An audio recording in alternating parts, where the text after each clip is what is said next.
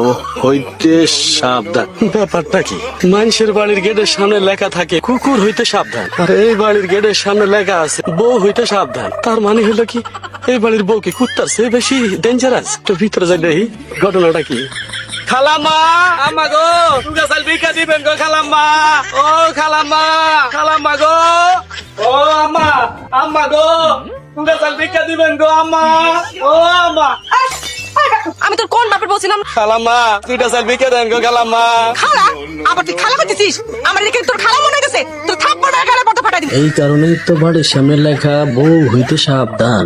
এই, কি ভাবতেছিস? হ্যাঁ, এর মধ্যেই আমার আবার শাবনূর আর নিদার সালমান সাহেব অনেক কিছু লাগাচ্ছিস না? নাউজুবিল্লাহ, নাউজুবিল্লাহ, তওবা তওবা খালাম্মা। আমি ফকির হইতে পারি কিন্তু আমার চরিত্র ফুটন্ত পানির মতো বিশুদ্ধ।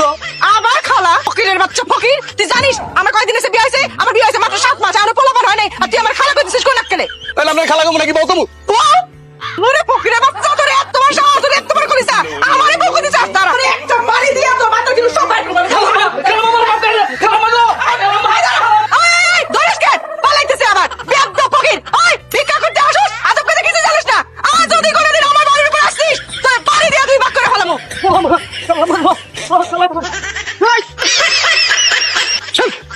এইটা কি করছো? আমার বউয়ের জন্য এই ডিমটা নিয়ে আসছি, সে ফেসিয়াল করবো, আর তুমি টাকাটা ভেঙে ফেলো না। আমার বউ সম্পর্কে তোমার ভালো লাগছে? কারেন্টের শর্ট সার্কিট মারতে আমার বউ এখন যে কি ভালো লাগে জানে। ও ভাই, ওই যে বাড়ির সামনে যে লেখা আছে বউ হইতে সাবধান, ওই বাড়ির বউ কি আপনার ভাই? তুমি তাহলে কারেন্টের শক খাই আইছো না? ওরকম পোপাল আছে না, পালা অনেক ভালো রে ভাই, খুবই ডেঞ্জারাস বউ রে ভাই। বাড়ির সামনে যে আমি সাইনবোর্ড লাগিয়ে রাখছি বউ হতে সাবধান, এটা দেখার পর আমার ওখানে গেছো, আমি কি কম সাথে এখানে ভাই রে, তোমার বউ যদি আমার একবার ধরতে পারতো তাহলে পিড়াই আমার মা তার মৌজক সব বাইর করে রেখে দিত রে ভাই। আমার তো ইচ্ছে করতেছে এখন তোমার মতটা আমি দণ্ড দিয়ে ঠাস করে বাড়ি দিয়ে ফাটাই দিই। কেন কেন ভাই, তোমার আবার এটা মনে হইতেছে কেন ভাই? এই যে বউর ফেশনের লিগে আমি ডিম নিয়ে এলাম, ডিমটা যে তুমি টাকাটা ভাঙা দিলা, এখন বাড়ির উপর গেলে আমার কি অবস্থা জানো?